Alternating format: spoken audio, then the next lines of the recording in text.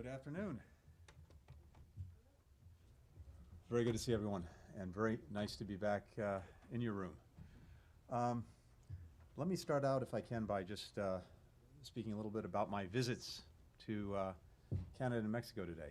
I had the opportunity to conduct my first foreign visits with our important allies in Mexico and Canada. And as you will have noticed, we didn't actually leave the State Department. The good news is no jet lag. The bad news is no frequent flyer miles. But we did, I think, innovate something interesting, driven by the times of COVID, but also using technology to be able to actually connect us to our partners and to do what we would do on an actual visit. So we had broad-ranging discussions that were substantive on the agendas that we share with both countries. I want to particularly thank my counterparts and their teams for very constructive engagement today. We've got a great team here in Washington, in our missions in Mexico, in Canada. They did a lot of work to try to bring this together for what was really a first of its kind virtual visit. And I have to say that based on the conversations that I had following on conversations that the President has had, particularly this week with Prime Minister Trudeau, that we have very, very strong partnerships to work with and to advance our interests and values in the hemisphere and around the world. I had first some very productive meetings with the Mexican Foreign Secretary Ebrard and then the Secretary of the Economy, Cloutier, this morning. We discussed a number of issues, including the importance of bilateral trade, the need for continued collaboration to address security issues that impact both of our countries, and of course climate change. In Canada, we just had a great conversation with Prime Minister Trudeau, following up on an earlier meeting that he had this week with President Biden, where they announced the roadmap for a renewed U.S.-Canada partnership.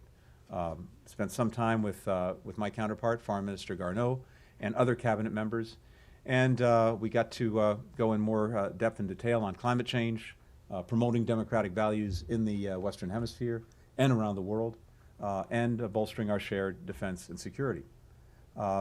In all of these meetings, I spoke with my counterparts in Mexico and Canada about the pandemic, slowing the spread of the virus through coordinated action at our shared borders, and reinvigorating our economy so that we can build back better together. In addition to these bilateral meetings, I also toured the port of entry between El Paso, Texas, and Ciudad Juarez, Mexico, and had a remarkable tour given to me by the head of the Customs and Border Patrol. I saw the very diligent work that our Department of Homeland Security colleagues are doing to ensure the safe, the orderly, and the humane processing at that crossing, and to facilitate the flow of individuals and commerce between our two countries. Finally, I had a wonderful discussion in Canada just now with youth and Inuit leaders about climate change and about our shared priorities in the Arctic. In the conversation with this group at the border crossing in Mexico, it was evident how interconnected we are today and for the future. Today's conversations represent the start of the next chapter of our bilateral partnerships. The United States has long-standing relationships with both Mexico and Canada. Today's meetings were an opportunity to dive deeper into shared priorities. We look forward to continuing conversations with our neighbors and friends in both countries to address shared challenges, to promote the prosperity of all of our people, and to promote a safe, secure, and prosperous hemisphere. So with that, happy to take questions. We have a couple of our North American partners in the room, so we'll start with Vicio Segovia Reche. Thank you for doing this, MVS Radio from Mexico. I have two questions, if I may. The first one is regarding immigration. The administration has been saying that now it is not the time to come to the southern border. Is the United States currently accepting new asylum applications, and I'm not talking about the Remain in Mexico program. I'm talking about new applications. Thanks very much. I think as you've heard President Biden say and other colleagues in the administration say, we're working comprehensively to make sure that we have a safe, an orderly, a secure, and humane border, particularly when it comes to migration issues. And we're working at this on a number of fronts. And we're working on the question of migration on a number of fronts. First, as I think you've heard the President discuss in the past, we have a real focus on trying to address some of the root causes of migration, particularly from the countries in the Northern Triangle, Guatemala, Honduras, and El Salvador. And that means working with those countries, working with Mexico, to, over time, deal with some of the drivers of migration, including insecurity, lack of opportunity, corruption, and other things that cause people to make that incredibly difficult decision to leave everything they know behind, to leave their families, to leave their friends, to leave their cultures, to leave their language, to leave their communities, to try to make a very hazardous journey and come to a place where they may or may not be welcomed or accepted. The way to really get at that challenge is to give people hope and opportunity to be able to have a secure and prosperous future in their own countries and to build the future of those countries. So the President is focused on that, and that will be reflected in a lot of the policies as well as some of the budget work that we'll be doing. Second, we are looking at ways to make the asylum process once again more rational and to make it once again something that is safe, secure, and humane. And so we have over time an effort to put in place the ability to once again process asylum applications in the United States, but it is going to take time to put that in place. And of course, we now have health COVID-related concerns that are of deep concern to everyone with regard to the border, and those are front and center. But over time, there will be a more rational asylum process that will allow us to deal with that. Now, there are people who are in the so-called protection protocols, which have been ended, and who are in that process, who are now actually being processed, but that's moving forward. In addition, there's some other things that are very important.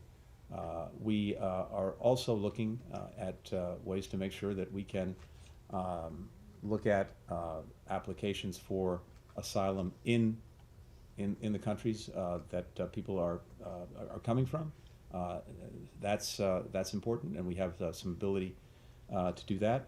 But the main thing is that all of these things take time to put in place, and now is not the time to try to come to the United States. If you're in the Migrant Protection Protocol program and you are in that process, there is now a clear process for being reviewed and being considered. But if not, this is not the time to come, not the time to make a hazardous journey, because you will not be able to come into the United States. But is it accepting, you didn't answer my question, I'm sorry. Is the U.S. accepting new applications at the moment at the border? So all of this process is being put into place. No, the asylum requests that are being considered are from people who are in the MPP program. That's it, right? That's it. We'll go to Adrian Mora. Thank you, Secretary. A couple of quick questions. On the case of the two Michaels in China, what specifically is the administration going to do to secure their release? Whether it's trying to tie some their release to a DPA with Ms. Meng or some other action. What are the specific actions that you're going to take there to help Canada get those guys released? And then secondarily on Buy American. That's one thing that a waiver or some guarantee that Canada won't be subject to those tighter Buy American rules that the president is going to roll out. That's one thing that Canada wants. That would be sort of a quick win in terms of showing Canada that the new administration wants to sort of rekindle this bilateral alliance. Why not just make that commitment publicly that you'll basically give Canada sort of the same thing that they received under the Obama administration? Thank you. So let me take the second question first. With regard to Buy America, Buy American, these of course are long-standing things that have been on the books for many years, and we're now looking at the executive order that the president issued. We'll want to make sure as well that we're consistent with our obligations, including under the WTO. But beyond that, I think is in our conversations with for many years, and we're now looking at the executive order that the president issued. We'll want to make sure as well that we're consistent with our obligations, including under the WTO. But beyond that, I think is in our conversations with Canadian counterparts, I think we see tremendous opportunity working together, both to build back better as we emerge from COVID-19 and to seize opportunities that we have together to do that. And as well, and particularly in something the President addressed both with Prime Minister Trudeau and also yesterday himself, and that is building more resilient supply chains. There's a lot of opportunity there between the United States and Canada that we intend to pursue.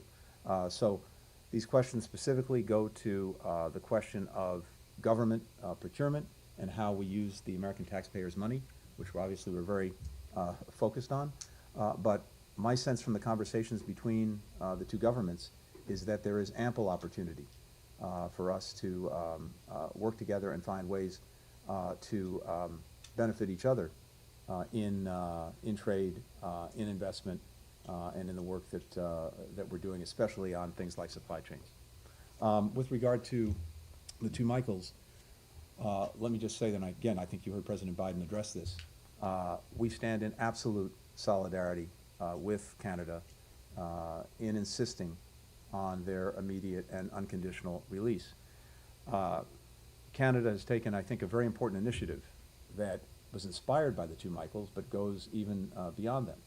And that is to bring countries together to stand against the arbitrary detention of individuals for political purposes, a practice that we see in a number of countries, including China. And there again, we are in strong support of this Canadian initiative that has already brought dozens of countries together. I think and I hope that this can grow into something that establishes a new international norm against arbitrary detentions. This would be a very important contribution to international relations going forward, and this is something that the United States and Canada will work on together. But we want to see the two Michaels return home. There are legal questions that are appropriately the province of our Department of Justice. They follow the law, they follow the facts, and I'd refer you to them for anything on the legal aspects of this case. Andrew Mitchell. Thank you, Mr. Secretary. Given the fact that the CIA has concluded that Mohammed bin Salman personally approved the killing of Jamal Khashoggi, can you explain why he is not being punished in these decisions? And especially since the president, when he was a candidate, told me during a debate that he would make Saudi Arabia a pariah state for what it had done. Well, And could I just also ask about Sure. Saudi Arabia's reaction now? The foreign ministry is saying that they reject the negative, false, and unacceptable assessment in the report. Well, Andrew, I think the report speaks for itself, and I think you've seen today a number of very important steps to recalibrate the relationship. First of all, the release of the report itself and the transparency that that provides. This is a report that, in a sense, is not fresh off the printing press. It's been there. We released it. We were determined to bring transparency to this issue and to share with the American people what we know. And again, I think that report speaks for itself. But beyond that, you've seen a number today of very concrete steps that are both looking at past conduct, but as importantly, looking to the future to prevent future conduct. The Department of the Treasury is sanctioning former Saudi Deputy Head of General Intelligence, Ahmed al-Asiri, for his direct role in the Istanbul operation that murdered Mr. Khashoggi. We're also designating the Saudi Rapid Intervention Force as an entity under the Global Magnitsky Act for its participation in this murder. We have taken action pursuant to what we're calling the Khashoggi ban to impose visa restrictions on 76 Saudi individuals believed to have been engaged in threatening dissidents overseas, including but not limited to the Khashoggi killing. And importantly, we have introduced and announced a new policy that will apply the State Department's ability to restrict and revoke visas to any individual believed to be involved in extraterritorial activities targeting perceived dissidents or journalists, trying to harass them, surveil them, harm them, or their families. Because this practice, this conduct, whether it's by Saudi Arabia or anyone else, is totally unacceptable, and we now have a new tool to push back against that. More broadly, I would say the relationship with Saudi Arabia is an important one. We have significant ongoing interests. We remain committed to the defense of the kingdom. But we also want to make sure, and this is what the President has said from the outset, that the relationship better reflects our interests and our values. And so what we've done by the actions that we've taken is really not to rupture the relationship, but to recalibrate it, to be more in line with our interests and our values. And I think that we have to understand as well that this is bigger than any one person. This recalibration goes to the policies that Saudi Arabia is pursuing and the actions it has taken. And I would just add and conclude with this. We are already seeing some results from this recalibration. We're seeing results in our own efforts, joined, I hope, by Saudi Arabia to end the war in Yemen. We're seeing the new policy approach we've taken to arms transfers and getting back to regular order with Congress. And I think that overall, we are doing what the President said we should do, which was to review the relationship in its totality and to make sure that it goes forward in a way that better reflects our interests and values. Hello, Secretary. I want to follow up on Andrea's question. You talked about preventing future actions, and you have unveiled a new ban, Khashoggi ban. But you have fallen short of punishing the very person that DNI has said is responsible for this. So how are you, because of this lack of accountability, how is that not counter to your actions to ensure accountability elsewhere in the future? Isn't this counterproductive? And also on the arms sales, what is the U.S. thinking in light of this report to arms sales to Saudi Arabia? I know that there's a review, but how can you justify going ahead with those arms sales after this report? Thank you. First, with regard to arms sales, you're exactly right. There's an ongoing review, and there is a very important distinction between our commitment to not engage or not support offensive activities and operations in Yemen, including through the provision of offensive weapons, and the legitimate needs of the Kingdom of Saudi Arabia in terms of its own defense, something, as I said, we remain committed to. So we're reviewing these arms sales, and we're making sure that going forward, what we do provide goes to the defense of the kingdom, not its ability to prosecute offensive operations. And the other thing that's very important about this is that as we go forward, we're going to do so in full consultation with Congress, something that had been we'd gotten away from in the past. And so we're going to get back to regular order, not just with Saudi Arabia, but with any country with whom we're engaged and are selling arms to and providing security assistance to. So that, I think, is very important. As to accountability, again, I think this report speaks for itself, and the fact that we have provided the transparency necessary to shine a bright light on what happened through the assessment, not just of the media, as important as you are, but the United States government, is in and of itself, I think, significant action. And beyond that, for Mr. Khashoggi not to have been murdered totally in vain, we now have in place a new policy that applies not just to Saudi Arabia, but across the board, and that gives us, I think, a greater ability to deter the kinds of egregious actions that were taken against him and against other dissidents, opponents, and others speaking out, or their families going forward.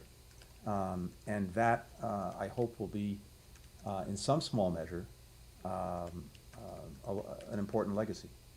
Time for one final question. Michelle. Thank you. Well, one quick thing on Mohammed bin Salman. Can the U.S. still do business with him? And then on Syria, what message do you hope Iran gets out of the U.S. strike on Syria yesterday? As I said earlier, the relationship with Saudi Arabia is bigger than any one individual. The president engaged, as you know, with King Salman. I've spoken to my counterpart, the foreign minister, and Secretary Austin has spoken to his counterpart, who happens to be Mohammed bin Salman. With regard to the strike in Syria, we had on multiple occasions in the last 10 days or so attacks on our people, our position, our interests that took lives and injured others. And so we had both to respond to those attacks, but also to an ongoing threat that was very clear. And so we took this action that I think was focused, proportionate, but also effective in degrading some of the capacity that the militia in question had to perpetrate new attacks, and also to be very clear, notably to Iran, that they cannot act with impunity against our people, our partners, our interests. And I think and expect that that message was clearly received. Thank you. Thank you very much, Iran.